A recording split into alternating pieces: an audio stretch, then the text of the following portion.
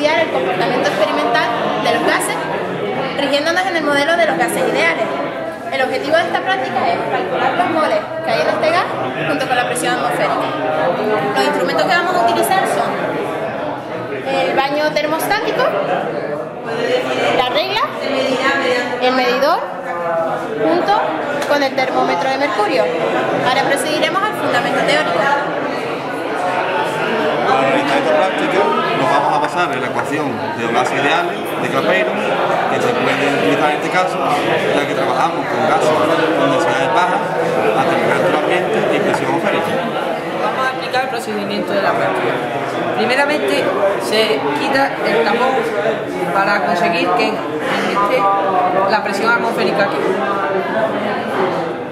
Segundo, activamos el baño termostático, comprobando antes que la resistencia queda por debajo del nivel del agua.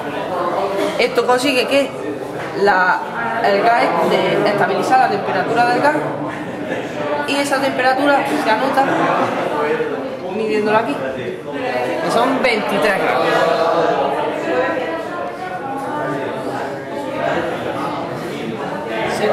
Seguidamente se anota el H sub 0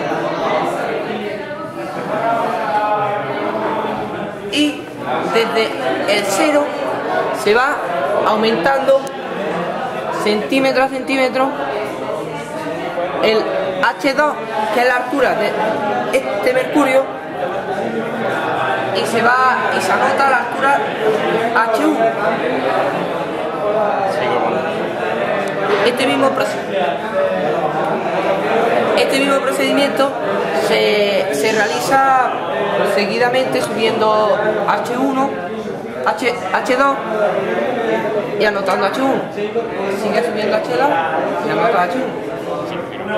Y después de anotar todas las medidas, se procede a realizar el análisis de los datos.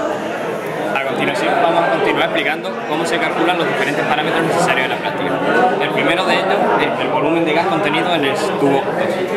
Para ello, conocemos la fórmula 1, en la cual interviene V, H sub V y S, siendo S la sección del tubo y H sub V la siguiente altura.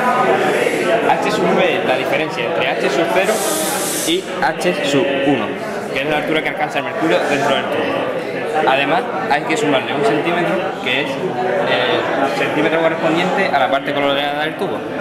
Por tanto, ya conocemos H y la sección, y se puede calcular el volumen de gas dentro del recipiente. A continuación vamos a calcular la presión dentro del tubo. Para ello sabemos que la presión dentro de los dos tubos debe ser la misma. Por tanto, como sabemos que en este tubo tenemos la presión atmosférica, la presión aquí debe ser la presión atmosférica más la presión ejercida por la columna de mercurio que tenemos aquí. Entonces, la presión sería presión aquí igual a presión atmosférica más la presión ejercida por la diferencia entre H2 y H1. Bien, a continuación vamos a proceder a hacer el análisis de los datos que hemos tenido en el laboratorio. Lo primero que vamos a hacer es hacerla mediante la temperatura del baño termostático y la temperatura del termómetro. Obtendremos la temperatura tita. Esa temperatura tita la pasamos a Kelvin, simplemente sumando 273,15 y obtendremos la temperatura T. Después hallaremos H sub P, que es la suma de los datos que hemos tenido de H sub 1 y H sub 2, y lo representaremos junto al inverso de la H sub V, que es la altura de la columna de gas. Aquí tenemos la recta, que es la gráfica representando H sub P frente al inverso de H sub V, y aquí hay dos datos que vamos a analizar. Primero la pendiente, B, que es igual a N por R por T partido por S. N es igual al número de moles de gas, R la constante de los gases, T la temperatura que hemos hallado previamente, y S la sección del tubo. Y tenemos también por otra parte la ordenada en el origen, que más o menos estará sobre menos P sub A. Bien, pues para terminar la práctica, simplemente se nos pide despejar el número de moles de aquí, de la ecuación. Tendremos N, y por otra parte, la presión atmosférica, simplemente cambiándole el signo a la ordenada de origen. Así, por una parte tenemos los moles de gas, N, y por otra parte la presión atmosférica. Ya con esto habremos concluido la práctica.